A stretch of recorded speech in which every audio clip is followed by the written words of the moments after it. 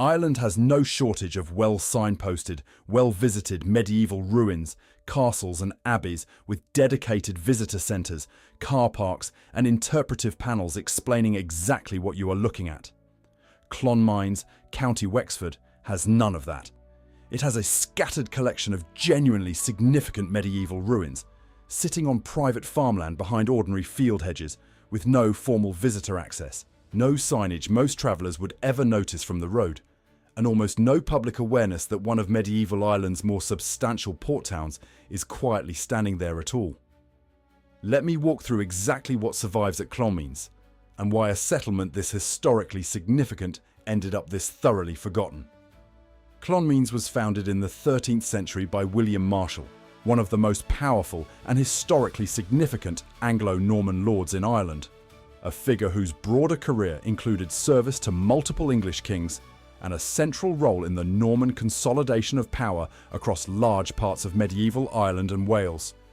Marshal's involvement signals that Clonmines was never intended as a minor or peripheral settlement. It was established as a genuine port town, positioned on Bannow Bay on the County Wexford coast, taking direct advantage of the bay's access to maritime trade routes connecting Ireland to England, Wales, and the wider medieval European trading world. The surviving remains at the site reflect exactly that ambition.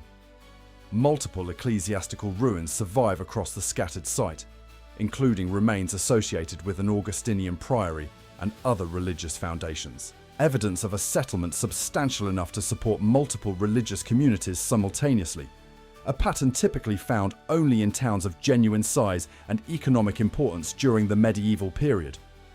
Multiple tower houses, including Black Castle and Cow Tower, fortified stone residences typical of Anglo-Norman and Anglo-Irish lords across the medieval Irish landscape, also survives at the site. Further evidence of a settlement with enough sustained wealth and strategic significance to warrant defensive investment across multiple generations of occupation.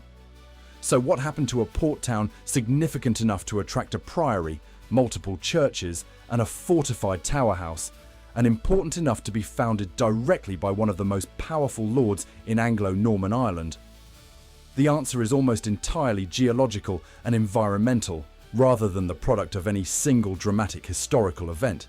And it illustrates something important about how medieval settlements, so heavily dependent on specific natural features remaining stable over centuries, could find themselves undone by processes as gradual and as unglamorous as changing coastal sediment patterns. Bannow Bay, the body of water that made Clonmines' existence as a functioning port possible in the first place, experienced significant and progressive silting over the centuries following the town's foundation.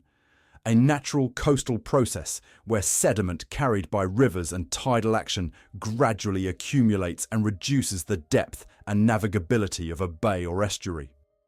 As Bannow Bay silted up, the deep water access that had allowed trading vessels to reach Clonmines' harbour directly became progressively less reliable, then progressively more difficult, and eventually, for larger vessels, impossible.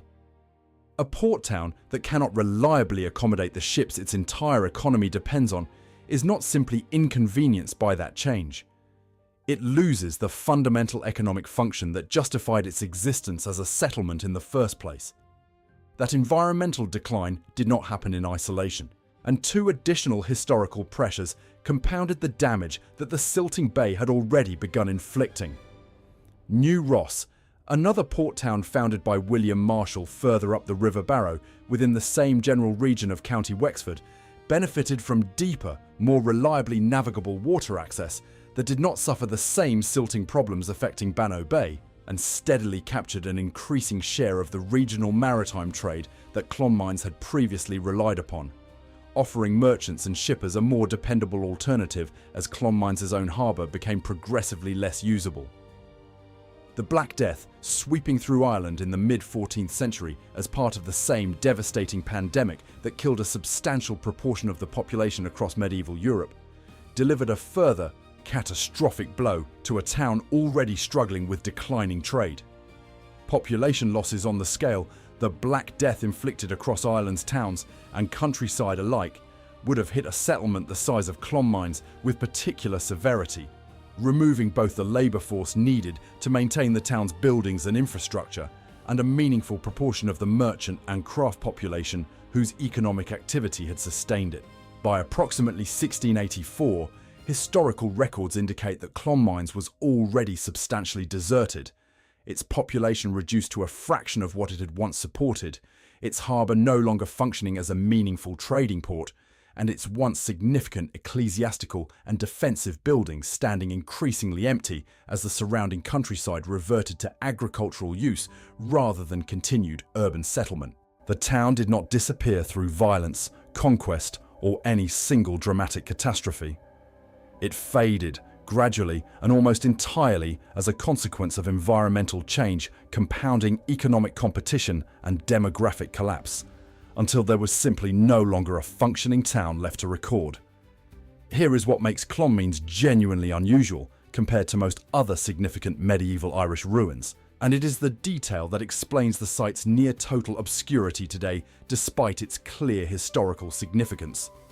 The land on which the Clonmines ruins stand remains, to this day, private farmland, with no formal public access, no visitor centre, and no organised tourism infrastructure of any kind directing visitors toward what survives there. Unlike comparably significant medieval sites elsewhere in Ireland that have been taken into state care, restored, signposted, and actively promoted as heritage attractions, Clonmines has simply continued existing quietly as a working farm with genuinely significant medieval ruins scattered across its fields, visible to those who specifically know to look for them and largely invisible to everyone else. That obscurity is not accidental neglect, so much as a straightforward consequence of the site's private ownership status.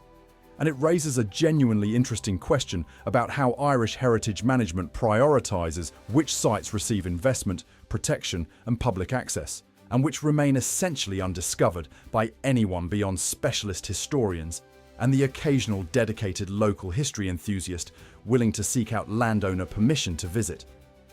A site founded by one of medieval Ireland's most significant Anglo-Norman lords, substantial enough to support a priory and multiple churches, sits today behind an ordinary farm hedge, its priory ruins sharing a field with grazing cattle, its fortified tower houses standing quietly amid crops rather than behind protective railings and interpretive signage.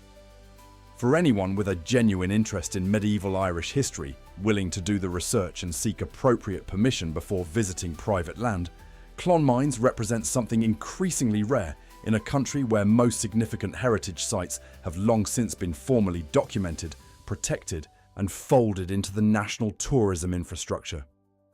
It is a substantial, historically significant medieval settlement that essentially escaped that process entirely.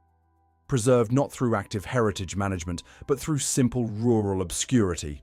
A farm that happens to also be, quietly and almost accidentally, one of the more historically important deserted medieval sites in the entire southeast of Ireland. That contrast, a town founded by one of the most powerful figures in Anglo-Norman Ireland, now sitting forgotten behind a hedge on private land, says something worth sitting with about how easily even genuinely significant history can slip out of public memory when the environmental and economic forces that once sustained a place simply, quietly, stop cooperating. If this look at one of Ireland's most overlooked medieval sites interested you, please subscribe. So like this video and share it with someone who loves uncovering forgotten history. Let us know in the comments if you have ever heard of Clonmines before watching this.